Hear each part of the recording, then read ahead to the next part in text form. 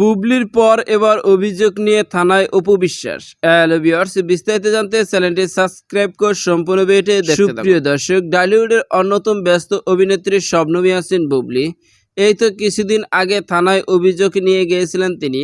আর সেখানে একাধিক ইউটিউবার ও সাংবাদিকদের বিরুদ্ধে মামলা করেছিলেন। আর এবার দেখা দেখি অপু বিশ্বাসও মামলা করলেন, কারণ এরই মধ্যে অরুচিকর, মিথ্যা, বানোয়াট ও ভিত্তিহীন তথ্য প্রচারের অভিযোগ পুলিশের কাছে গিয়েছিলেন ঢাকাই সিনেমার নায়িকা অপু বিশ্বাস। বৃহস্পতিবার রাজধানী বারাটা থানায় একটি সাধারণ ডায়েরি করেন তিনি। জিডিতে অপু বিশ্বাস বলেন, বেশ কিছুদিন যাবত ৩০ ব্যক্তি ও ব্লগার তার নিজ সব ফেসবুক ও ইউটিউব চ্যানেলে আমার নামে বিভিন্ন অরুচিকর, মিথ্যা, বানোয়াট তথ্য প্রচার করে। এমন অবস্থায় বিষয়টি অসাধারণ ডায়েরিভুক্ত করে রাখার প্রয়োজন বলে মনে করেন। বৃহস্পতিবার রাতে ডিএমপির গুলশান বাড্ডার জেনের সহকারী কমিশনার রাজন কুমার শাহ সমকালকে অপু বিশ্বাস বিষয়টি নিশ্চিত করেছেন। তিনি বলেন, এই বিষয়টি তদন্ত করে অভিযুক্তদের বিরুদ্ধে ব্যবস্থা নেওয়া হবে। পুলিশ সূত্রে জানা গেছে, বুবলির ফ্যান সীমান্ত, ভাইরাল নিউজ বাই তোমা, 5 টিভি বাংলা, রাইত রবি সহ 34টি ফেসবুক পেজ, ইউটিউব চ্যানেলের নাম উল্লেখ করেছেন অপু বিশ্বাস। এ বিষয়ে মোবাইলে অপুর যোগাযোগ করার চেষ্টা হলে ফোনে পাওয়া যায়নি অপু বিশ্বাস।